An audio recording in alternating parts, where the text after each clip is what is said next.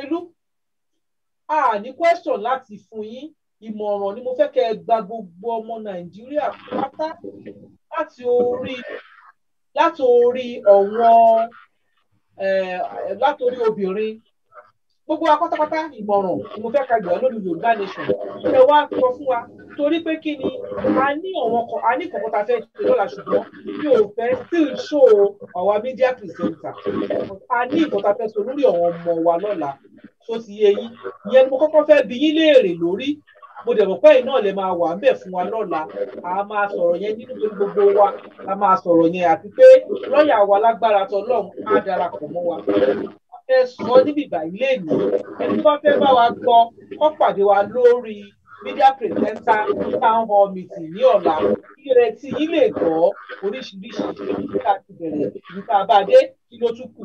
lórí ọ̀wọ́n ọmọ wa tó wà ní Àbújá kí Ọlọ́run kó wà pẹ̀lú wa ẹ bá mi fún ọmọ wa ẹ bá mi fún wọn ní àmọ̀ràn ní nǹkan tí ó kàn báyìí fún ọmọ Yorùbá nígbà lọ nǹkan tó kàn bí ẹ̀ka wá sí ọmọ báyìí. Awareness. Ṣé ń gbọ́ mi? Bẹ́ẹ̀ ni awareness. Ẹ kú àtàárọ̀ mà. Ẹ ṣé mà. Mo kọ́kọ́ fẹ́ fi àsìkò yìí bẹ̀ gbogbo àwọn ọmọ Yorùbá jákèjádò wípé a ti ṣẹ̀yìn nítorí pé àìfẹ̀lẹ̀kébò sí wa ó jẹ́ ká ṣẹ̀yìn. Ká ní pé ńgbà tí a ti ń sọ̀rọ̀ Yorùbá Nation yìí including myself gbogbo wa la ṣẹ̀yìn nítorí pé bá a ṣe gbé kalẹ̀ a gbé kalẹ̀ dáadáa tó kò jẹ́ kẹ́ ẹ gbà dáadáa bó ṣe yẹ kẹ́ ẹ gbà lọ́wọ́ wa ṣùgbọ́n nǹkan tí mo fẹ́ kẹ́ ẹ mọ̀ ni wípé ìyà ń jẹ wá o wọ́n ní ìyà ń jẹ kinní kan ó lómere sá ìyà ń jẹ ṣí wọ́n lómere sá lọ̀rọ̀ wa o tẹ́ bá wò wípé àwọn tó àwa táwa lábúrọ̀dá wa la pariwo yes nítorí pé 1960 independence àwọn kan náà UK yìí Britain yìí ni wọ́n ti gbà á so tí ìròyìn bá dìde tí wọ́n yín dìde tá a sọ wípé a fẹ́ jìyà mọ́ mi ò rò pé nǹkan tó burú ni wọ́n á fẹ́ fi àsìkò yìí bẹ̀yìn nítorí pé education is power knowledge is power ó tí Yorùbá dẹ̀mọ̀ láyé yìí ó máa ń ṣe àgbà ènìyàn nígbà tí wọ́n ṣàlàyé fún yín kò jẹ́ kó yí ọ̀pọ̀lọpọ̀ mo wá fi ọ̀rọ̀ Yorùbá bẹ̀yìn gbogbo iṣẹ́ tá à ń ṣe ẹ jẹ́ kí n ṣàlàyé ní ìṣẹ́jú díẹ̀ gbogbo iṣẹ́ tá à ń ṣe nílẹ̀ Nàìjíríà àwa Yorùbá ló ń ṣiṣẹ́ o ẹ wá ń làágùn ṣùgbọ́n ìyà ara ò jẹ́ kán mọ̀ nítorí pé a lè farada nǹkan à ń farada ìyà lọ́pọ̀lọpọ̀ àwọn tó wà ní àwọn tá a pè ní Fúlàní àtàwọn Haúsá wọ́n mọ̀ wípé kò sí nǹkan kan táwọn mọ̀ ṣe tá a bá sọ̀rọ̀ education àwa ni tá a bá sọ̀rọ̀ iṣẹ́ ọ̀gbìn bíi farmers wa àwa ni alépo a ní àlùmọ̀ọ́nì a ní gold kò sí nǹkan tá a ní nílẹ̀ wa ṣùgbọ́n kí ló ṣẹlẹ̀ wọ́n rí wípé a kì í sọ̀rọ̀ òun ni wọ́n ṣe jọ̀gá lé wa lórí Yorùbá bá lè sọ̀rọ̀ ìbẹ̀rẹ̀ orí burúkú ni Ọlọ́run ní jẹ́ ká ṣe orí burúkú àwa a fẹ́ máa sọ̀rọ̀ la ṣe ń sọ̀rọ̀ yìí nítorí pé iná ti jó dórí ìkókó wa la fi bẹ̀rẹ̀ sí sọ̀rọ̀ tó ilẹ̀ ṣe wò wípé kí là ń sọ a fẹ́ máa jẹ ọba lórí nǹkan tiwa kò yẹ kó ṣiṣẹ́ bí erin ká máa jẹjẹ ìlérí ìyẹn la ṣe sọ wípé ẹ jẹ́ ká ṣe gọ́vnà ara wa ẹ jẹ́ ká gọ́vàn ara wa ẹ jẹ́ ká ṣolórí ara wa kán fún wa ní òmìnira wa ká dá dúró tó ti yẹ yín nǹkan tá a dẹ̀ ń béèrè gbogbo ìlú náà ti ń ṣe all over the world and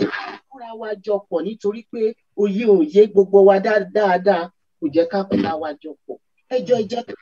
together ẹ jẹ́ ká gẹ́gẹ́ bí ọmọ ìyá kan ọmọ bàbá kan náà ìrọ̀rùn ẹyẹ nítorí kó bàa lè dára fún àwọn náà là ń ṣe kì í ṣe nítorí tèmi at my age I'm still young ṣe rò bí mo tún lè lo irú èjì tí mo ti lò sẹ́yìn no kò sí bí mo ṣe lọ́gbọ́n yẹn tó pẹ̀lú gbogbo ìyà tá a ti ń jẹ nílùú yìí kò sí bí mo ṣe lè nírú agbára yẹn tó ti máa tún lọ ọdún yẹn mọ́ kò dẹ̀ ń ṣe irú mi ṣe máa sọ pé mo fẹ́ gba ipò kan ni ipò wo ni mo fẹ́ lọ gbà pẹ̀lú èjì mi tí mi ò rántí nǹkan tí màá fẹ́ lọ mú nǹkan tí màá gbàgbé nítorí àwọn ọ̀dọ́ wa nítorí ọjọ́ ọ̀la wa kó má bàa bàjẹ́ òun la ṣe ń ṣe gbogbo eléyìí fún àwọn ìran wa tó ń bọ̀ kí àwọn ọmọ yẹn kó má bàa dá wa lẹ́bi pé kí lẹ ṣe báwa ń sọ nǹkan táwọn bàbá Awólọ́wọ̀ ṣe ẹ jẹ́ káwa náà ká ṣe kí ni ká come together kẹ́ jẹ́ ká ṣe dáadáa mo fi ìyọ́nú Ọlọ́run ọba bẹ̀ gbogbo wa gbogbo ẹ̀yin bàbá yẹn gbogbo ẹ̀yin ìyá mi ẹ̀yin àǹtí mi ẹ̀yin ẹ̀gbọ́n mi ẹ̀yin ọ̀rẹ́ mi ẹ̀yin àbúrò mi let us do it together mo lọ sí school kan ní Èkìtì state wọ́n pè ní Èkìtì Parapọ̀ College mọ́tò wọn sọ wípé àgbájọ ọwọ́ òun la fi ń sọ̀yà àgàgà ọwọ́ kan ìgbẹ́rù dórí we cannot do it alone we have to do it together mo fi ìyọ́nú Ọlọ́run ọba bẹ̀ yín let us come together ẹ jẹ́ ká gbàgbé ọ̀rọ̀ àná ẹ jẹ́ ká gbàgbé ìjà ẹ jẹ́ ká gbàgbé pé mo tẹ̀yìn mọ́lẹ̀ tẹ̀mí mọ́lẹ̀ let us do it together nítorí ká ní pé a ti unite ni bí àwọn IPOB yẹn I can tell you pé by now àwa gan ti máa lọ síwájú IPOB àwa yóò gbogbo àgbáyé kò ń ṣe IPOB nítorí wọ́n mọ̀ pé ọpọlọ Yorùbá pé a mọ nǹkan tá à ń ṣe a kàwé a lọ́pọlọ a ní ìmọ̀ a ní ọgbọ́n yẹn ló ń dẹ́rù bà gbogbo wọn lágbàáyé àti UN o àti Amẹ́ríkà o àti all over the world kò sẹ́ni tó support wa gbogbo lẹ́tà tá à ń gbé lọ fún wọn wọ́n kàn gbé sẹ́gbẹ̀ẹ́ kan wọ́n ṣojú bí wọ́n fi rírí ṣaláìrí wọ́n fi gbígbọ́ ṣaláìgbọ́ nítorí pé àwa Yorùbá là ń dẹ́rù bà wọn wọ́n mọ̀ pé tí ẹ ti tán fún wọn ní Áfíríkà in general ìdí nìyẹn tá a fi ń bẹ̀ ẹ̀yin èèyàn wa let us come together ẹ má bínú bá a ṣe sọ̀rọ̀ sí yín tọ́rọ̀ bá káyàn lára ń gbà mí èèyàn lè máa ṣìsọ ẹ gbà wípé mo ti ṣìsọ sí yín àwọn kan náà ti ṣìsọ sí yín gbogbo wa tá à ń sọ̀rọ̀ láti sọ nǹkan kan tí ò yẹ ká sọ ẹ jẹ́ ká wá náà ká rò ká reflect ká wò ká jọ ṣe papọ̀. ọlọ́run bá bẹ̀yẹn wá go báyìí ẹ wo wákàtí tá a ti bẹ̀rẹ̀ ètò yìí bí mo ṣe wà níbi iṣẹ́ ni mò ń bi àwọn kọ̀líìtì mi wípé ẹ jọ̀ọ́ ẹ jẹ́ kí n ṣètò yìí mo fi ìyọ́nú Ọlọ́run ọba bẹ̀ yín ẹ má jẹ́ ká wo nǹkan tá à ń jẹ lọ́wọ́ ká wò wípé a ti wà lókè òkun ká má wàá rántí ilé wọ́n ní ọmọ tó gbàgbé ilé ó sàpòyà ọmọ gbàgbé à ń gbàdúrà pé a fẹ́ kéré oko délé kí ni ìtumọ̀ èrè oko a ṣiṣẹ́ akọ́lé ọ̀pọ̀lọpọ̀ wa ló ti kọ́lé 3 4 síbẹ̀ tó jẹ́ pé orí olórí ló ń gbé Ọlọ́run má jẹ́ àṣìṣe a lè lọ ṣọlidé ẹ̀rù ń bà wá gbogbo nǹkan investment ta ní síbẹ̀ a tó bẹ̀ láti lọ síbẹ̀ nítorí nígbà wà lè come together àbá máa gbéra wa jẹ Yorùbá kọ́ máa àwọn kan sọ pé àwa Yorùbá tí ta bá gbà á tán ṣé bákan bẹ́ẹ̀ ni a máa bára wa jà àwọn àtẹ̀yìn jà bàbá ṣe ń jà la máa parí ẹ̀ kò sígbà tí period máa wà ó dẹ̀ máa kọjá gbogbo nǹkan tá à ń sọ yìí gbogbo nǹkan tá à ń wò tó ń dẹ́rù bà wá yìí ó máa di past tense fún wa ẹ jẹ́ ká fẹ́ Ọlọ́run bá bẹ̀ yín ẹ̀bẹ̀ ni mo wá bẹ̀ fún gbogbo ọmọ Yorùbá káàkiri àtọmọdé àti àgbà wọ́n ní ọmọdé gbọ́n àgbà gbọ́n la fi dá Ilẹ̀ Ifẹ̀ nìkan kọ́ gbogbo àgbáyé ní ìmọ̀ ọmọdé àti àgbà ni wọ́n kó papọ̀ tí wọ́n fi build the nation I am begging of you mo fi ọ̀nà Ọlọ́run bá bẹ̀ yín ẹ má wò mí pé mo jọmọdé sí yín ẹ má wò mí pọ́pọ́lọ́ mi kéré sí yín ẹ jẹ́ ká come together Ọlọ́run á fún wa ṣe mo fi àsìkò ìdúpẹ́ olóòtú àgbà ìyá wa Queen Rukayat arẹwà láàrin wa ìyá oníwà rẹ̀lẹ̀ oníwà tútù adúpẹ́ pọ̀ lọ́wọ́ yín fún àsopọ̀ nǹkan tẹ́ sopọ̀ lónìí ẹ fi pé wá sórí ètò yìí bẹ́ẹ̀ ni mo dúpẹ́ lọ́wọ́ sàn mi Lamid Akeem fún iṣẹ́ ibi tẹ́ ń ṣe Ọlọ́run á fún yín ṣe kò ní sún yín kò ní rẹ̀ mo mọ̀ láti pàtàkì àti sọ̀rọ̀ Yorùbá nation mi ò wà doubtful ẹ̀rù ọba mi pé àní ìgbà ọkùnrin sọ fún mi wípé yes tọkàn mi bá dẹ̀ ti dúró lórí nǹkan bó ṣe máa rí nìyẹn oníkálukú ló ní ẹjọ́ má jẹ́ ká ṣe iyèméjì nítorí oníyèméjì kò lè rí nǹkan kan gbà lọ́dọ̀ Ọlọ́run we are going to ìyá yìí tó jẹ́ mo dúpẹ́ lọ́wọ́ olóòtú àgbà mo dúpẹ́ lọ́wọ́ co-guest mi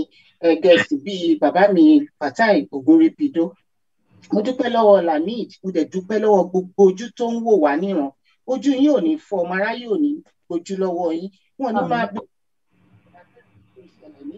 àlàáfíà yín ò ní di fíafíà mo dúpẹ́ ẹ bá wa fi ètò yìí ránṣẹ́ sí gbogbo àgbáyé kí wọ́n mọ̀ pé yes ọ̀rọ̀ tá a sọ kí wọ́n lè bá wa gbé yẹ̀wò ẹ̀yin náà bá wa gbé yẹ̀wò ẹni pé àkọjá àyè wa àjẹgbó àgbàlagbà ọmọdé tó bá fẹ́ dàgbà kì í wò dí àgbà torí ẹni tó ń bọ̀ ẹ̀ náà torí ti bẹ́ẹ̀ la ṣe wá bẹ̀bẹ̀ la ṣe wá fi ọ̀rọ̀ tútù jomi torí ká lè mọ̀ wípé àwọn nǹkan tá a nílò ní ilẹ̀ wa láti lè di ìlú ńlá mo sọ fún yín àárín ọdún 5 sí 10 ilẹ̀ Yorùbá máa lókìkí ju Amẹ́ríkà lọ.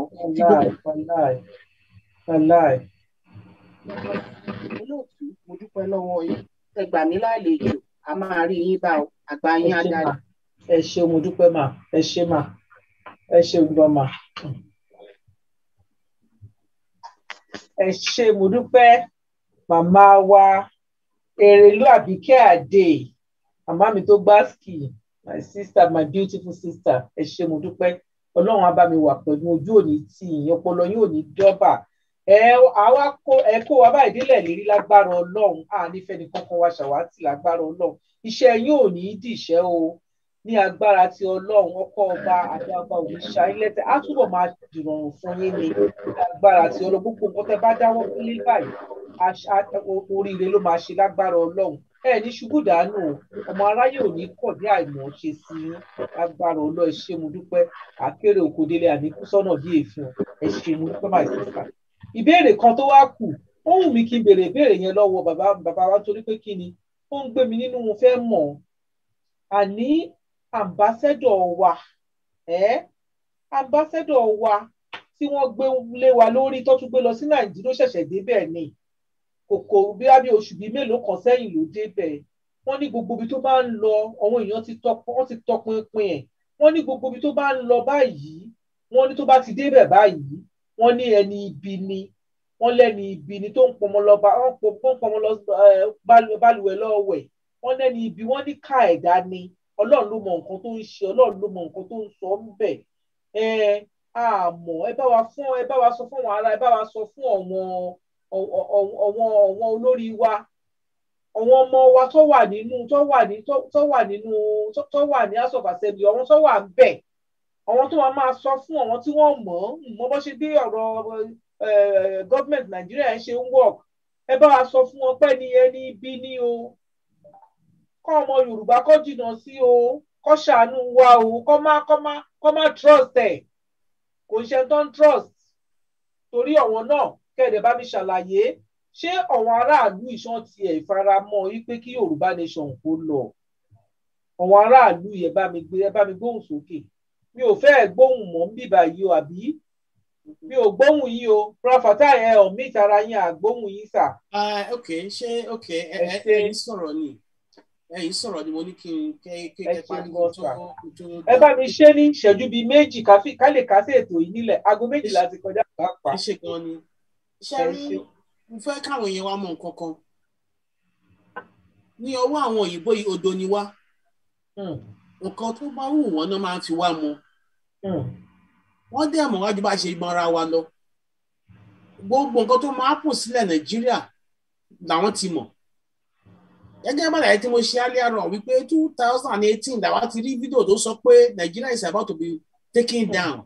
cutting that source taking down. bẹ́ẹ̀ ni Frank Gaffney ló sọ bẹ́ẹ̀ tó ló ń pe àwọn ó ló ń pe gbogbo àwọn àgbààgbà gbogbo àgbáyé gbogbo àwọn olórí àgbáyé kí Donald Trump kó pè wọ́n ká má jẹ́ kí ìkànnì ṣẹlẹ̀ nítorí wọ́n bá lọ ṣẹlẹ̀ pé catastrophe àwọn words ẹ̀ ni mo sọ fún yẹn the catastrophe that is coming world ò ní lè handle ẹ̀ so right now it's right on our doorstep so tí a bá ń sọ̀rọ̀ nípa wípé high commissioner Britain tó wà Nàìjíríà lọ́wọ́lọ́wọ́ pé bẹ́ẹ̀ ṣe describe ẹ̀ pé wọ́n ní ibi tó gún bá fẹ́ ṣẹlẹ̀ sí ibẹ̀ náà máa ń gbé lọ ìyẹn náà sọ wípé ó jọ gàtẹ́ kó jọ gàtẹ́ ń kọ́. ó fẹsẹ̀ méjèèjì jọra wọn. jẹ́ kó fẹsẹ̀ méjèèjì jọra wọn bí. then a gbọ́ nígbà kan wípé àwọn British wọ́n ti open consulate office sí Benin àti Enugu. ṣé ẹ mọ̀ wípé partition ti bẹ̀rẹ̀? kí ni ìdí ẹ̀ tí wọ́n fi open consulate sí Benin àti Enugu? ó yẹ kẹ́ ti mọ̀ wípé scrambling ti ń ṣẹlẹ̀ scrambling for Nigeria ti ń ṣẹlẹ̀ so tá a bá sọ fún wípé ogun ń bọ̀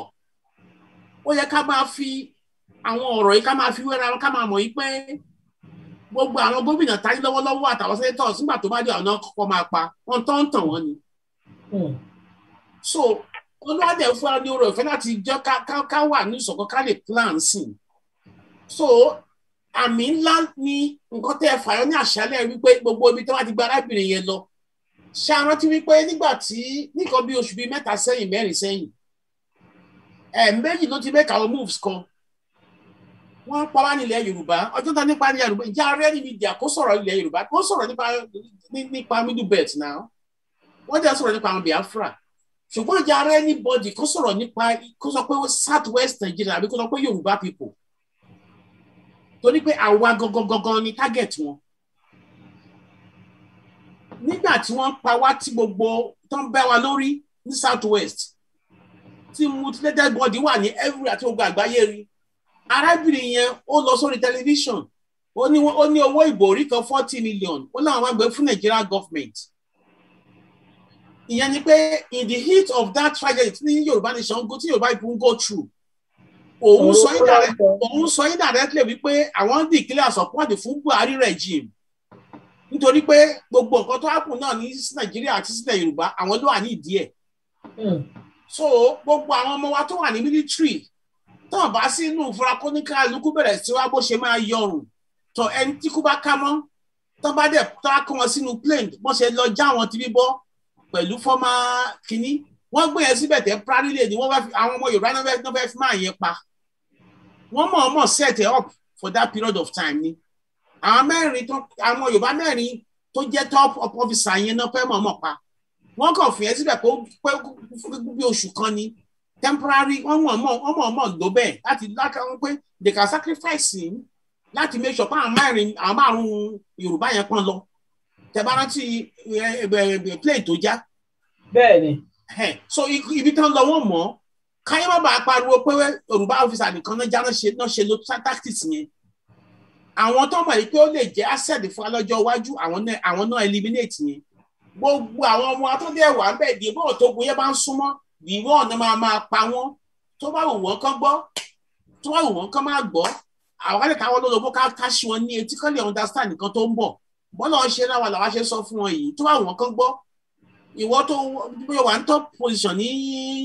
ọlọ́pàá ni o tàbí military men o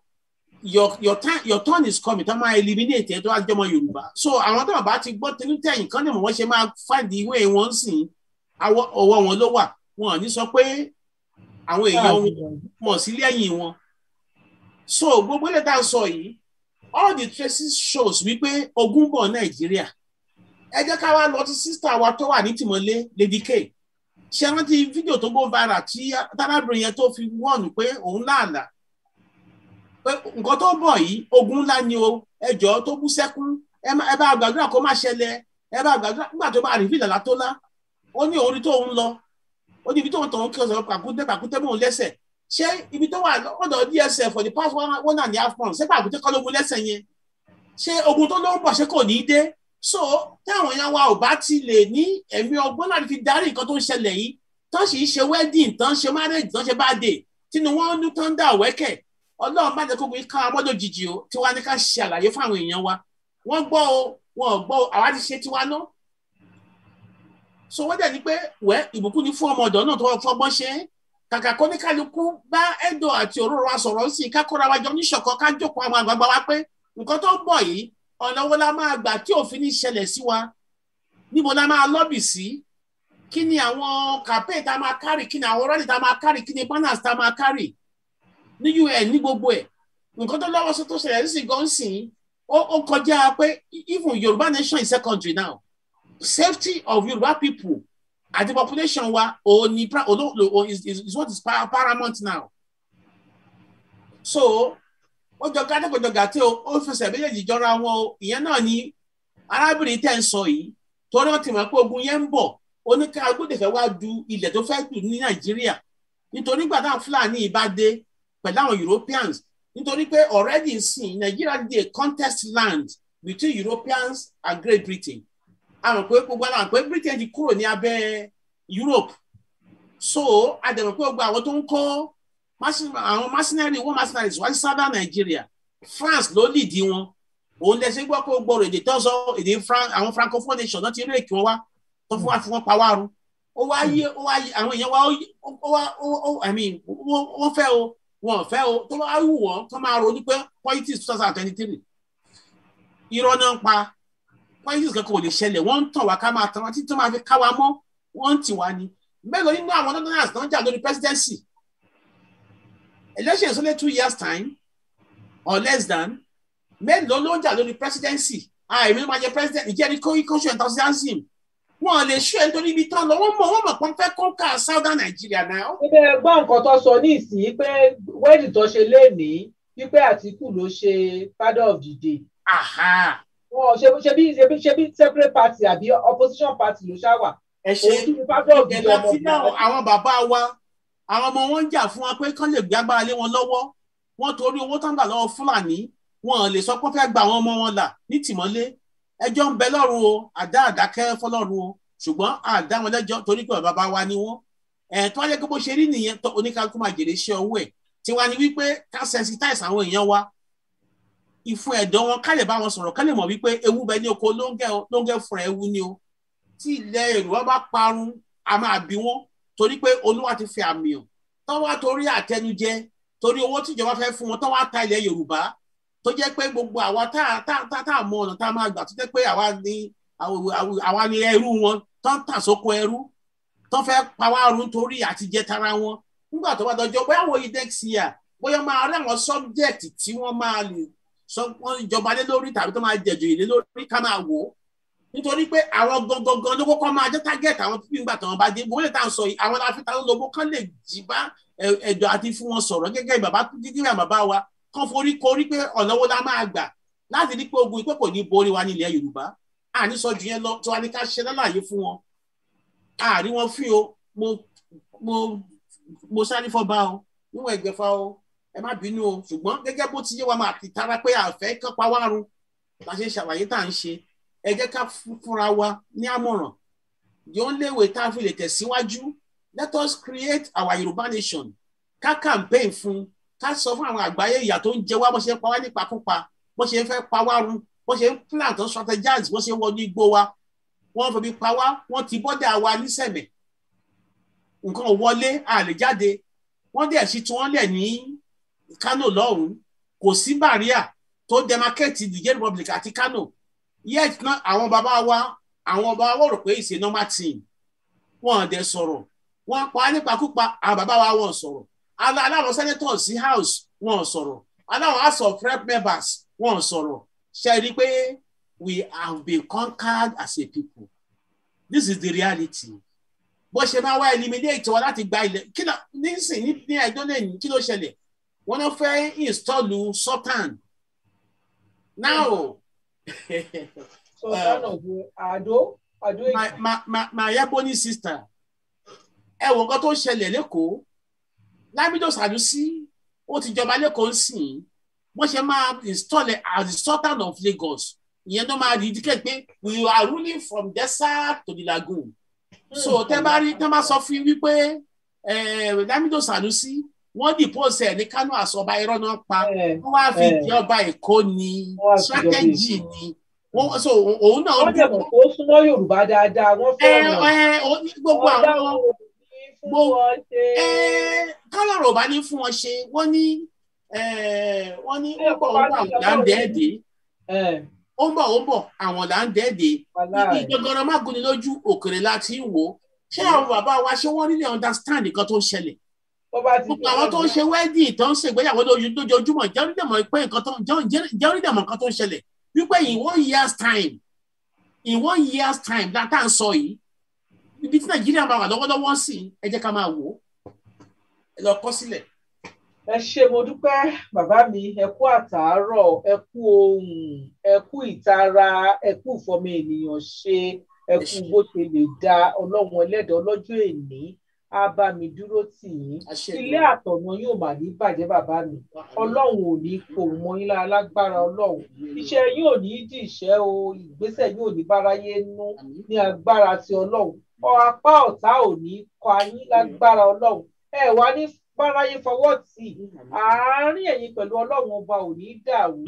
àárín ẹ̀yin pẹ̀lú gbogbo olólùfẹ́ yín pátápátá ò ní dàrú ní agbára ti ọlọ́run ọlọ́run á bá mi ṣe dáadáa fún yín á ṣàánú yín bí mo ṣe fẹ́ kó rí fún yín á rí fèmí náà bẹ́ẹ̀. ohun tọ́run ti ṣe kò ní dìbàjẹ́ lágbára ṣe ọlọ́run o. àmín. gbogbo tẹ́ fòwúrọ̀ tẹ́ falẹ́ kójọ lágbára ṣe ọlọ́run ẹ̀yin máa jèrè ẹ̀ ẹni ẹlẹ́nu wa nígbà ṣe yíṣẹ́ lágbára ṣe ọlọ́run ojú òní tiyín ẹ̀ ní gbọ́mọ sí ẹ̀jẹ̀ ní gbọ́mọ sí lágbára ṣe ọlọ́run gbogbo àwọn ilé máa búyọ ní agbára ṣe ọlọ́run ọ̀nà dúró tí ojú àdúrà òní tiyín ẹ̀ ní gbàgbàtì àdúrà lágbára ṣe ọlọ́run àṣírí òní tún fọ̀tà lágbára ṣe ọlọ́run ẹ kú ètò ẹ kú àmúmọ́ra ẹ̀pẹ̀lẹ́ kálíjọ wa ẹ ṣé gan ni. ẹ ṣé sà. Lamid ojú ẹ̀ pàṣà o máa ń gbójú jáde mo mọ̀ yìí pé ó tẹ̀lé àbúrò mi ọmọdé ni ẹ ọlọ́run á bá mi dẹ̀ ẹ́ lágbà ọlọ́run á bá mi ṣe dáadáa fún ẹ ọlọ́run á bá mi dúró tì ẹ́ iṣẹ́ ò ní dìṣẹ́ ní agbára ti ọlọ́run gbogbo nǹkan tó bá dáwọ́lé báyìí á máa yọrí sí dáadáa ni wọn ò tí ì mọ̀ ẹ́ o ọmọ aráyè wà ní mọ̀ ẹ́ lámọ̀ pa wọ́n á mọ̀ ẹ́ sówó wọ́n á mọ̀ ẹ́ sọ́mọ wọ́n á mọ̀ ẹ́ sàlàáfíà ara ní agbára ti ọlọ́run gbogbo ayé ló máa mọ̀ ẹ́ o ogún ẹ á bùyọ báyìí ni ogún ẹ á bùyọ wọn wá mọ̀ ẹ́ ní gbogbo ṣé Facebook ló ń sọ ní agbára ọlọ́run Europe yẹn báyìí Europe kò sí ọmọ Yorùbá tí ò ní ìlú àwọn agbọ́n máa pa Facebook tì a máa pa WhatsApp tì torí kò sí nǹkan tí Facebook àti WhatsApp ń ṣe tí Europe kì í ṣe Europe brother wa ló ní Europe kò sí tí ẹ bá ẹ tún wá mọ nǹkan tó tún wà lórí Europe tí ẹ bá lo Mark Zuckerberg wà nìyẹn o mo ní Mark wà nìyẹn o. bẹ́ẹ̀ ni Mark wà nìyẹn tí ẹ bá tún lo Europe irú Facebook àti WhatsApp tí kì í fún yín lówó Europe a máa gbógun pa tẹ bá ti ń post tẹ bá ti ń comment tẹ bá ti ń click tẹ bá ti ń notificate tí ẹ bá ti ń subscribe lórí Europe a máa fún yín ní points yẹn àwa di owó ẹ jọ nítorí tọlọ́run ẹ bá mi lọ download Euro app ẹ bá mi lọ download ẹ jọ nítorí tọlọ́run nítorí pé brother wa tí wọ́n ní ọ̀wọ́n ló wà lórí ìkànnì yìí níjọ́ kan ní agbára ti ọlọ́run a fẹ́ ká túbọ̀ ní fears dáadáa ní tẹ́ bá rí pé àti ní fears tó pọ̀ nítorí pé kí ni a kì í lo Facebook tààrà bí alára a dẹ̀ kì í lo YouTube tó bẹ́ẹ̀ radio station la ní Islamic radio station Sanfatis FM 24 hours radio station ní tó yẹ pé wọn kì í pokú wọn ń pe pa ohùn mọ́ agogo lẹ́nu bá a ṣe ń sọ̀rọ̀ yìí wọ́n ń gbọ́ wa lọ káàkiri gbogbo àgbáyé ni nǹkan tá à ń ṣe tẹ́lẹ̀tẹ́lẹ̀ nìyẹn Yorùbá ló jẹ́ ká dẹni tó ń lọ sí Facebook òun ló jẹ́ ká dẹni tó ń wá sí YouTube we don't do that radio station òun níṣẹ́ wa à ń sọ̀rọ̀ à ń gbèsè àtọ́rọ́ máa ń pè wá wọlé kì í sọ̀rọ̀ kì í sọ̀rọ̀ bá gbèsè a máa ń sọ̀rọ̀ à ń gbèsè ṣùgbọ́n wọn kì í rójú wa bẹ́ẹ̀ ni ṣùgbọ́n ní ìsìn ẹ ti ń rí wa wò bí ìran ó ti di Sanfatis TV radio station and TV so Ọlọ́run á tún jẹ́ kí a túbọ̀ jù báyìí lọ ẹ̀yin náà lẹ máa jẹ́ kó jù bẹ́ẹ̀ lọ ẹ máa bá wa share ẹ máa bá wa like ẹ máa subscribe ẹ máa send ẹ̀ sọ́wọ́n gbogbo àwọn èèyàn wa brother Lamid ẹ bá mi bọ́ sí orí ìkànnà ẹ bá mi fún àwọn olùgbọ́ wa ẹ bá mi fún wọn ní àdúrà àdúrà kìrìsìtẹ́nì ẹ bá mi fún wọn ẹ̀yin ni mo fẹ́ fi àdúrà sí lẹ́nu. ẹ ṣé gan ẹ ṣé gan ma ẹ ṣé gan ma bóyá bá mi gbé àdúrà sókè wọ́n àdúrà bá mi ṣàdúrà gbọ́dọ̀ fún àwọn gbogbo àwọn olùgbọ́ wa bẹ́ẹ̀ máa kẹ́ẹ̀dẹ̀ sọ fún àwọn youth wa náà wọ́n máa bá wa share gbogbo àwọn ètò wa wọ́n máa bá wa like kọ́lọ́kọ́ jẹ́ kó débi tó máa dé bóyá ẹgbẹ́ òsókè ẹ ṣé gan ma ẹ ṣé o gbogbo ojú tó ń wò wá ojú yóò ní fọ́ o èyí tí yóò ní di o ẹ má jìnnà sí Sanfatis TV ẹ máa wò wọ́n kẹ́dẹ̀ make sure pé subscribe sí YouTube channel wọn tí ẹ bá fẹ́ gbọ́ oríṣiríṣi spiritual advice oríṣiríṣi nǹkan tẹ́ bá fẹ́ mọ̀ nípa bẹ́ẹ̀ ni so app wọn náà ó wà available lórí Google Play Store ẹ lè download Samfatis TV. So ẹ jẹ́ ká gbàdúrà ní orúkọ Jésù, ní agbára ẹ̀jẹ̀ ti Jésù.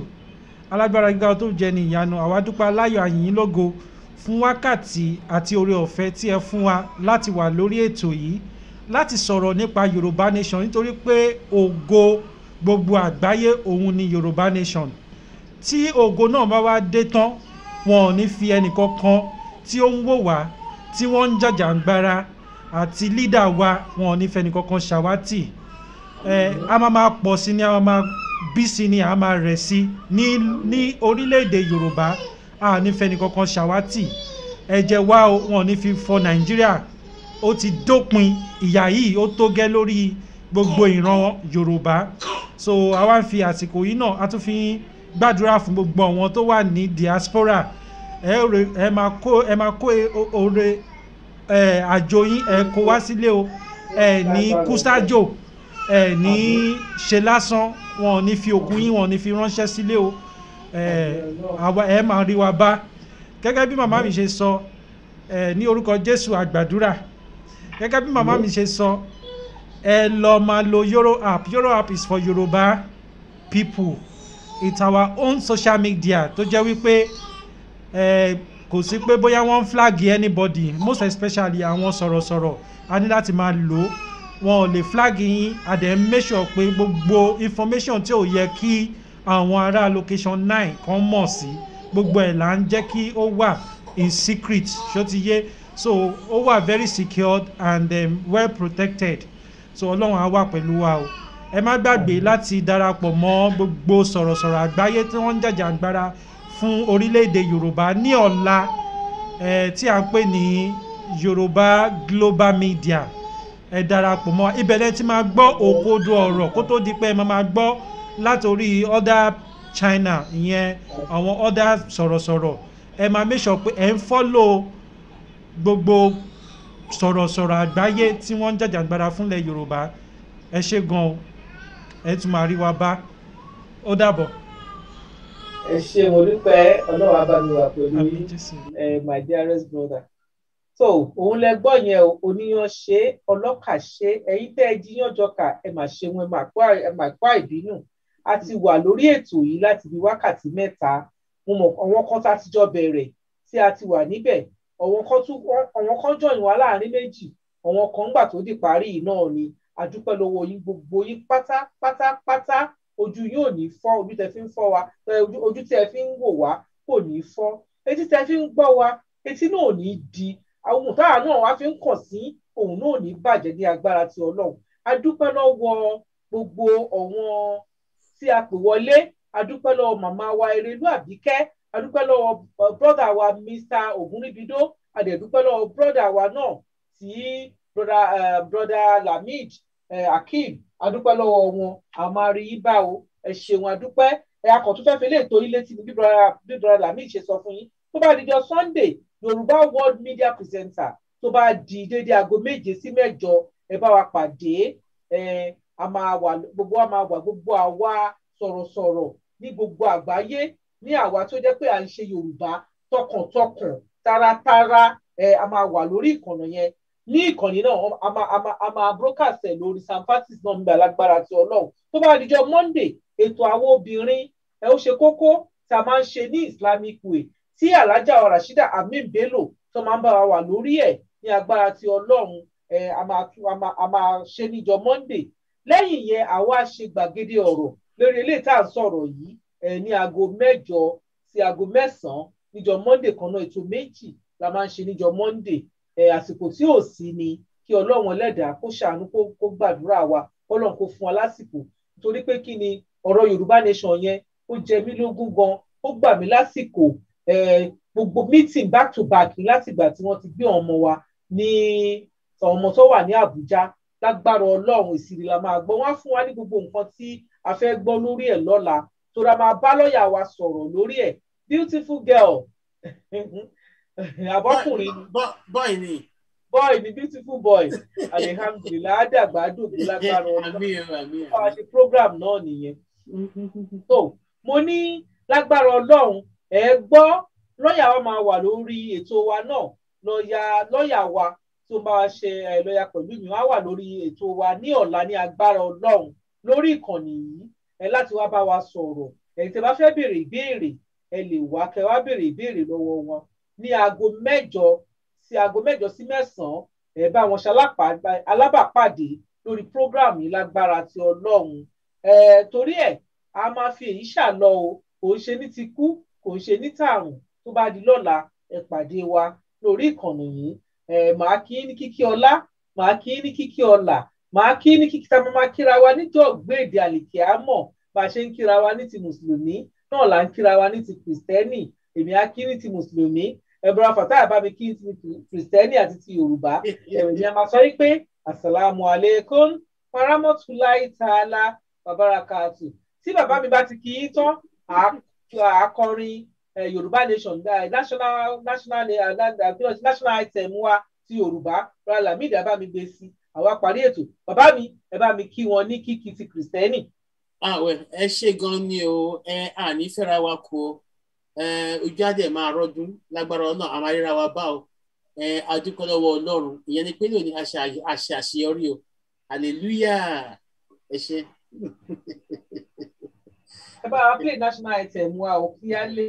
mú ètò yìí lọ sí parí. rárá mi lè bá wa play national item wa.